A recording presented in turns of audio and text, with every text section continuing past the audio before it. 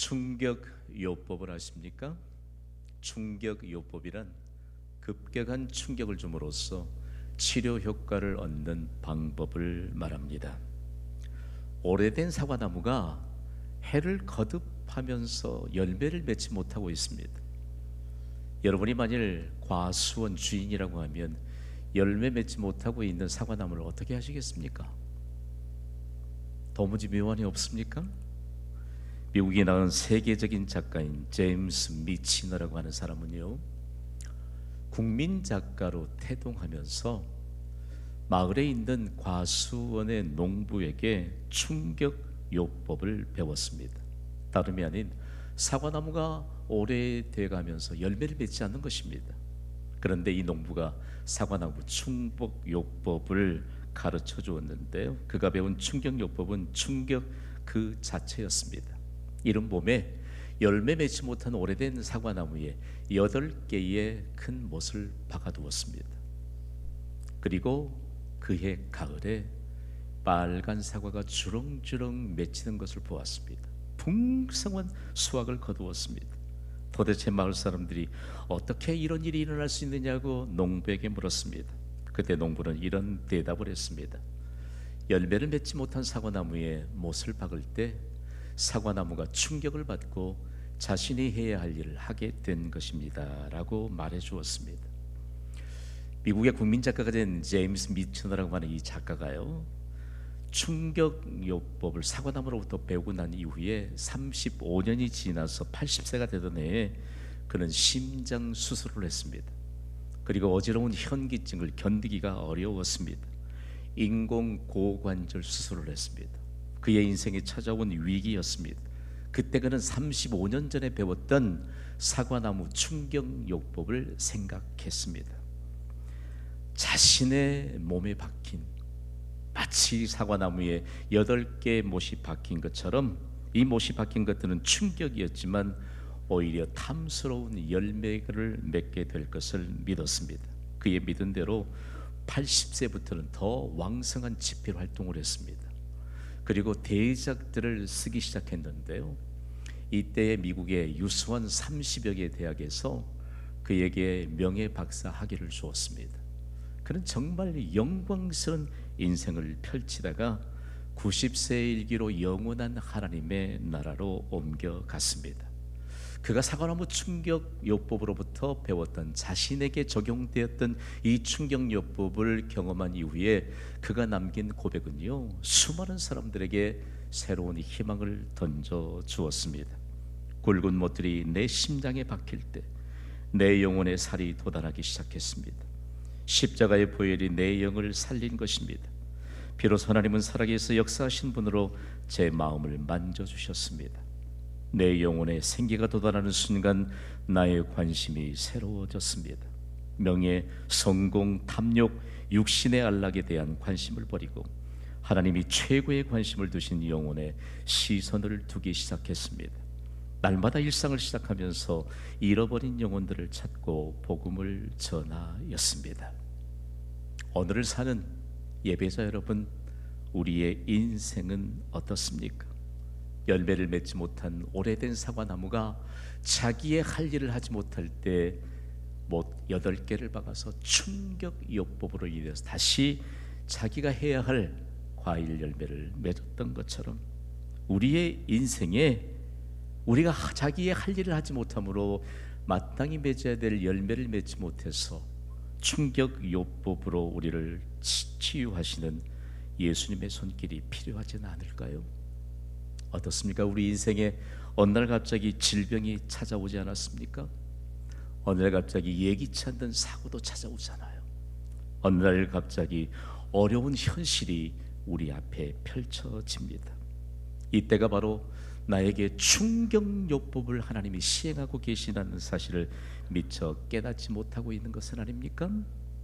몸이 아프면 병원을 찾고 의사를 찾고 어디에 좀 먼저 누울까를 먼저 생각하기 전에 충격요법을 통해서 나를 치료하시고 새로운 인생의 역사를 펼치게 하시는 하나님의 손길을 먼저 사모하시기를 주님의 이름으로 선포합니다.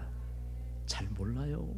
왜 사업이 기울어졌는지, 왜 자녀들에게 이처럼 장애물이 많아졌는지, 왜 내 인생에 전혀 예기치 않았던 이런 상황들이 발생하는지, 우리가 마땅히 해야 할 일이 무엇인가에 관한 내용들을 깨닫지 못하고 살아가는 우리에게는 여전히 희망이 되는 것은 하나님의 충격요법이 있기 때문입니다. 사실상 오늘 사는 모든 사람들에게는요, 하나님의 실제이시고 치유자이신 예수님의 충격요법이 필요합니다. 오늘 주신 말씀은 우리의 영혼의 못을 박는 예수님의 충격요법을 기록하고 있습니다. 사실상 예수님이 남기신 모든 말씀이 충격요법으로 주신 말씀입니다. 예수님이 모인 곳에, 계신 곳에 수만 명의 사람들이 모였습니다. 성경이 얼마나 명확하게 그 현장을 묘사하고 있는지, 수만 명이 예수님 앞에 모이니까 서로 발이 밟힐 정도였다. 발이 밟힐 정도였다. 왜 예수님께 수많은 사람들이 나왔을까요? 적어도 자기 마음속에 갖고 있는 이 갈증, 현실의 문제들에 대한 해답을 얻기 위해서 나오지 않았을까요? 그런데 무리 중에 있던 한 사람이 불쑥 예수님께 이런 요청을 합니다. 선생님, 내 형을 명하여 유산을 나와 나누게 하소서. 왜 이 사람은 예수님께 이런 부탁을 했을까요? 지극히 개인의 문제인데, 실제적으로는 거기에 수만 명의 무리들이 모였는데 수만 명의 무리들도 동일한 중심을 갖고 있었던 것을 예수님은 꿰뚫고 계셨습니다. 예수님은 이 한 사람의 요청을 결코 들어주지 않으셨습니다. 그리고 호되게 나무라십니다. 이 사람아, 누가 재산을 나누는 자로, 그리고 이런 일들을 이와 같이 해결하는 자로 나를 세웠는가라고 하는 것으로 반문하면서 요청을 거절합니다. 한 사람의 중심, 무리의 중심을 꿰뚫고 계십니다. 우리는 지금 만왕의 왕이시요 모든 일의 해답이신 예수님 앞에 서 있습니다. 우리의 중심이 예수님이 기쁘게 받으실 만한 믿음의 중심으로 연락되기를 주님의 이름으로 선포합니다. 이것이 예배자의 가져야 될 높은 자존감이에요. 예수님의 이름을 부르면 우리의 모든 문제 해결받게 될 줄 믿습니다. 이것이 예배예요. 예배입니다. 중요한 것은요, 예수님이 이 한 사람과 그리고 군중들의 요청을 거부하시면서 실제적인 이런 질문을 하게 된 것입니다. 하나님을 선택할 것인가? 아니면 탐욕의 바탕을 둔 탐심을 선택하면서 재물의 우선순위를 둘 것인가 라고 하는 것입니다.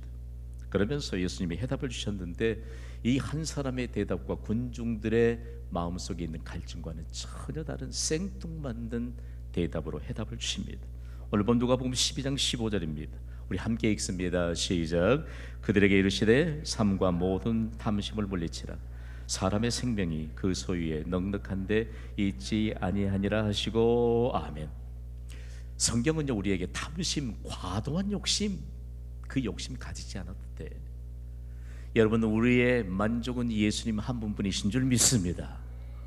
예수님이 우리의 만족이신데 예수님을 의지하는 믿음이 없으니까 별의별 갈증들이 많아요. 세상은 노담노담하는데 무슨 그리스도인들이 세상에 말이에요. 요즘도 그렇게 기도하는 그리스도인들이 있대요. 하나님, 이거 꼭 끊어야 합니까? 기가 막히죠, 여러분. 오늘 우리에게 탐심, 무엇 때문에 오늘 3부 예배를 통해서 하나님이 우리 모두에게 영광스러운 해답을 안겨주신 줄 믿습니다. 탐심, 과도한 욕심. 성경은 이 과도한 욕심이 왜 문제인가? 우상 숭배의 뿌리가 되기 때문에 문제입니다. 과도한 욕심은요, 하나님을 우선순위로부터 멀어지게 합니다. 창조주이시고 모든 만물의 주인이신 하나님을 거부하고 오히려 하나님의 피조물을 숭배하는 어리석음을 낳게 합니다. 결과적으로 우상 숭배가 되는 것입니다. 하나님이 계셔야 될 자리에 다른 대상물을 올려놓고 그것을 사모하니까 그게 우상 숭배가 되는 것이죠. 사도 바울은요, 술 취한 도시였던 골로새 교회를 이 한마디로 흔들어 깨웠습니다. 탐심은 우상 숭배니라. 골로새 지역이 얼마나 땅이 기름졌는지 풍성한 포도 열매, 최상급의 포도 열매를 거둡니다. 그 포도 열매를 가지고 신선하고 청량 음료를 만들어낸 게 아니고 독한 알코올, 포도주를 만들었습니다. 흠뻑 취하게 만들었습니다.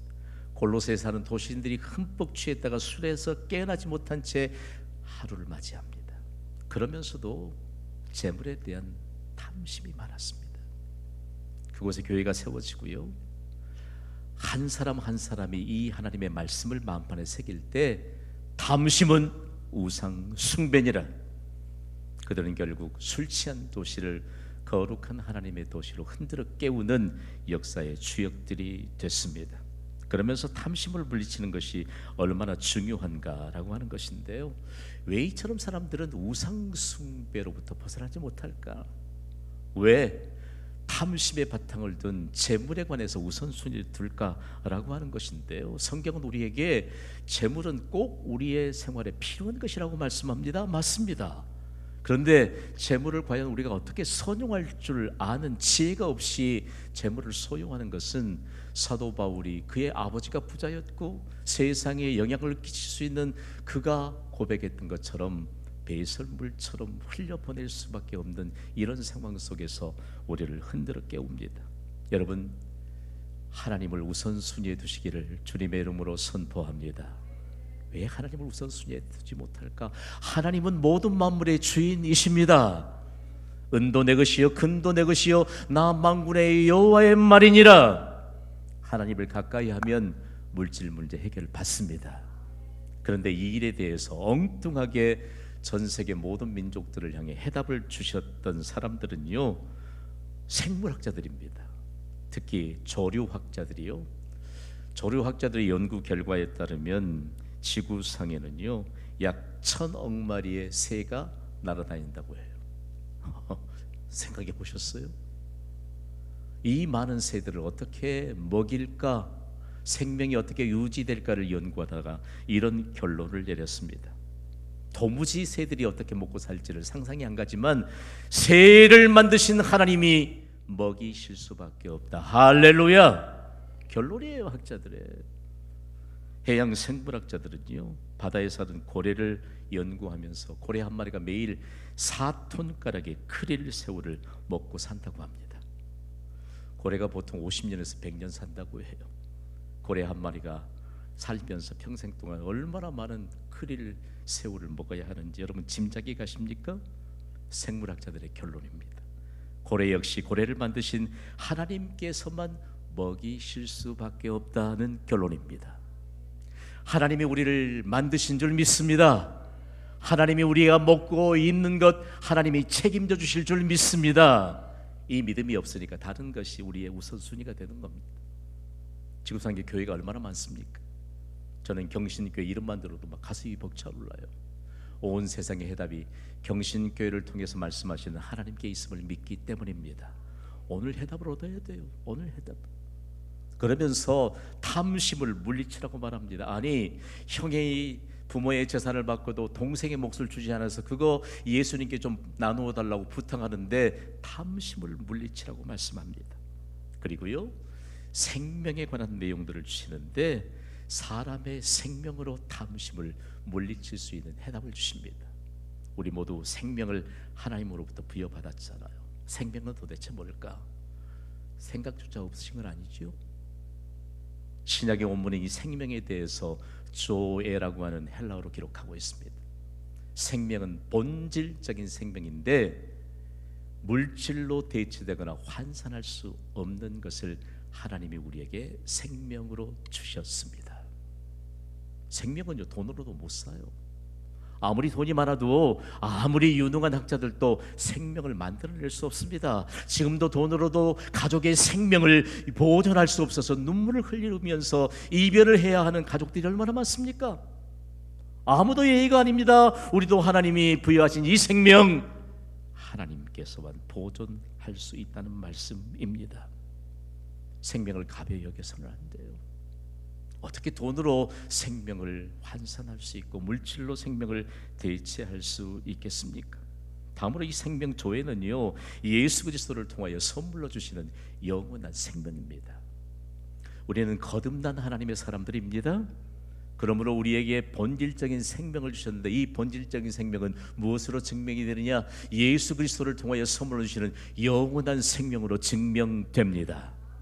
예수님은 영원한 생명이시요 예수님은 하나님의 생명이십니다. 그분이 바로 내 안에 계십니다. 그러므로는 영원한 생명, 하나님의 생명을 가진 자들이므로 영원한 생명, 영원한 즐거움을 누리는 하나님의 나라를 보장받게 된 줄 믿습니다. 생명의 주관자인 예수님을 힘써 아는 것이 복이 있는 사람의 중요한 삶의 표지입니다. 그러나 이 한마디에 수만 명의 무리들이 얼마나 큰 충격을 받았겠어요. 그러면서요, 무엇이 귀중한가를 무리들이 생각하기 시작합니다. 그래, 무엇이 귀중하지? 오늘 우리가 삼부 예배를 왔는데 우리에게, 나에게, 우리의 가정에 속해 있는 가족들에게 무엇이 귀중하지? 여러분, 귀중한 것은 놓치지 않아야 되잖아요. 귀중한 것은 생명을 다해 지켜야 하잖아요. 그것이 예배인 줄 믿습니다.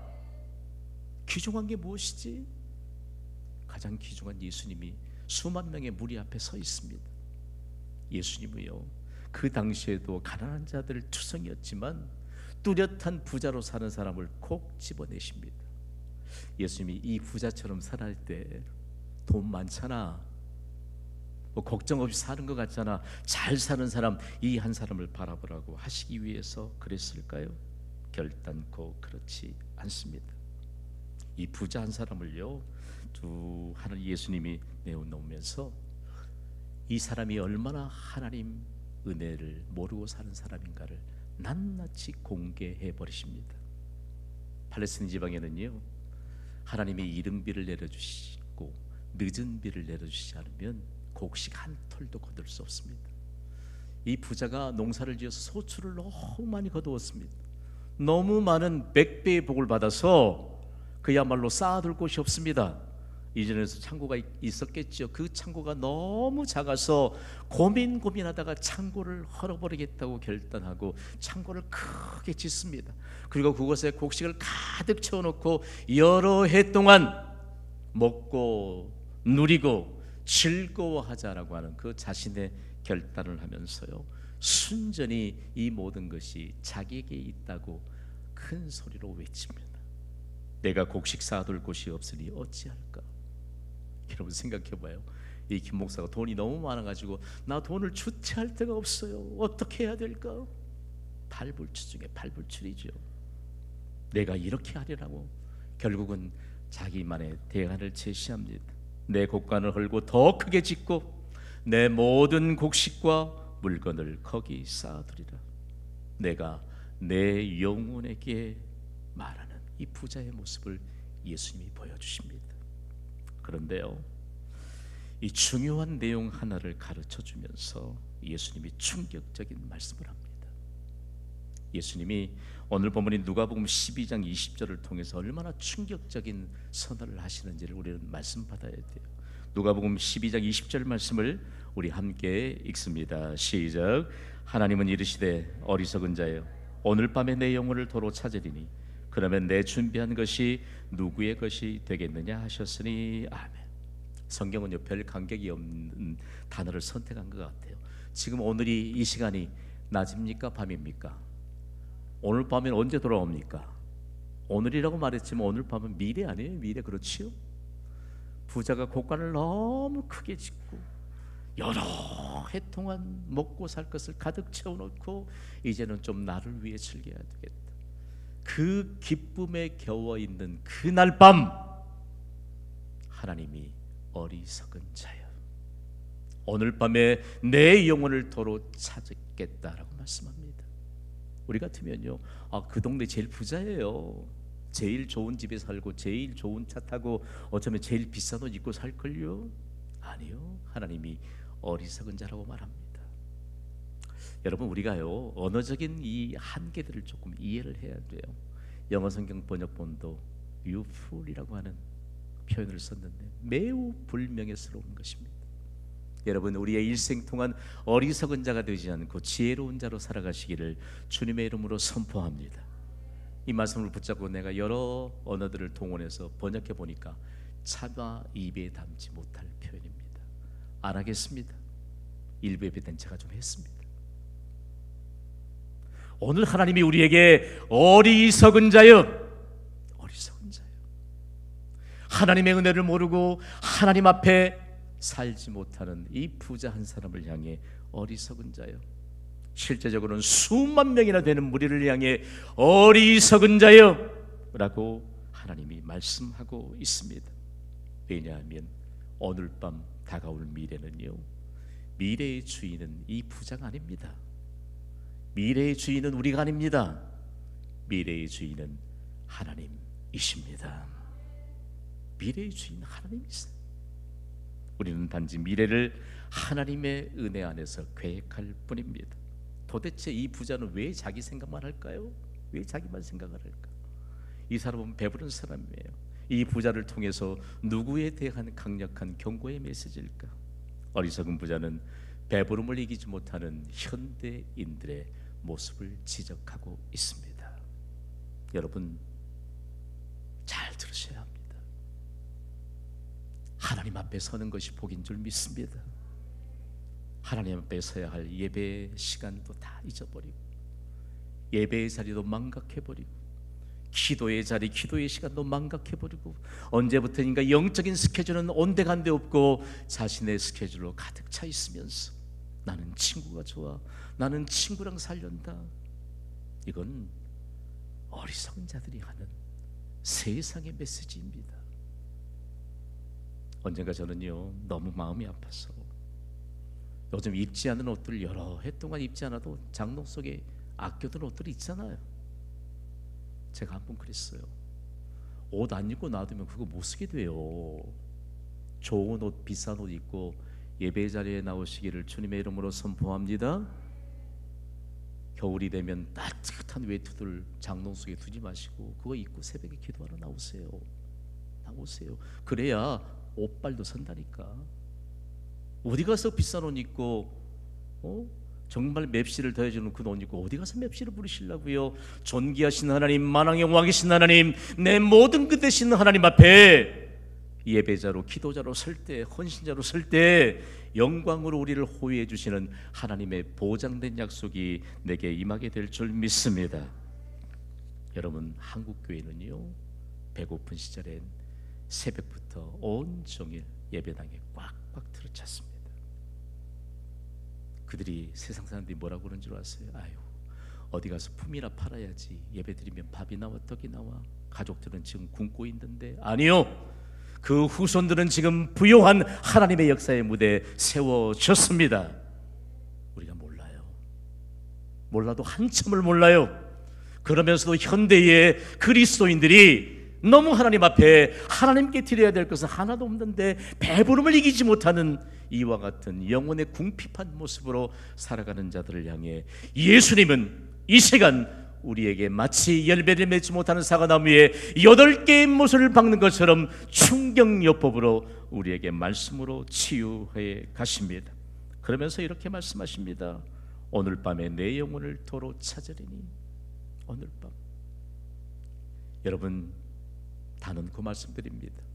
하나님이 우리의 영혼, 우리의 생명을 부여하셨는데 생명의 주관자이신 하나님이 우리의 영혼을 찾아가시면 아무도 버틸 사람이 없습니다.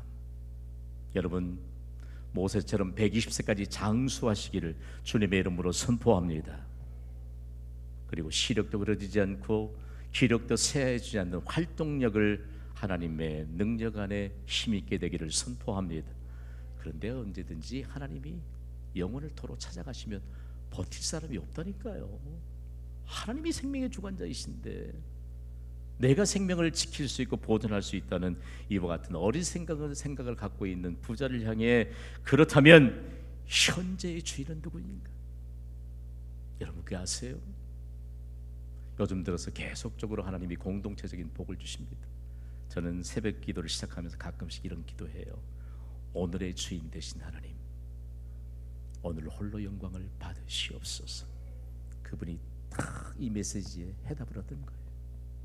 여러분, 오늘의 주인이신 하나님의 영광을 위해 하나님이 말씀하신 대로 순종을 선언하십시오. 하나님이 영광스러운 복을 주실 줄 믿습니다. 그런데 하나님을 향해 우리의 마음에 대한 결단이 자꾸만 끌려가요. 그러면서요, 충격적인 내용으로 하나님이 우리에게 메시지를 주십니다. 지금까지 내 준비한 것이 누구의 것이 되겠느냐? 누구의 것이 되겠느냐? 여러분, 많은 것 준비할 수 있는 건 하나님의 은혜지요. 그런데 우리가 의식주와 관련해서 준비한 것이 참 많습니다. 우리의 의상, 우리의 부끄러움을 감춰주고 체온도 보호해주고 그리고 맵시도 내주는 이 의상이 많이 준비되어 있습니다. 그러나 하나님이 영혼을 도로 찾아가시면 그때로부터 아무런 소용이 없습니다. 가치도 없습니다. 내가 아무리 좋은 집을 갖고 있어도, 내가 아무리 좋은 차를 가지고 있어도, 내가 아무리 내 삶의 방편을 위해서 아무리 많은 도구를 준비해서도 하나님이 영혼을 찾아가시면 그때부터는 아무런 의미와 가치가 없습니다. 하나님이 물으세요. 내 준비한 것이 누구의 것이 되겠느냐? 무엇을 위해 준비했느냐? 도대체 무엇을 위해 준비했느냐? 그러면서요, 세상을 향해 충격적인 선언을 하십니다.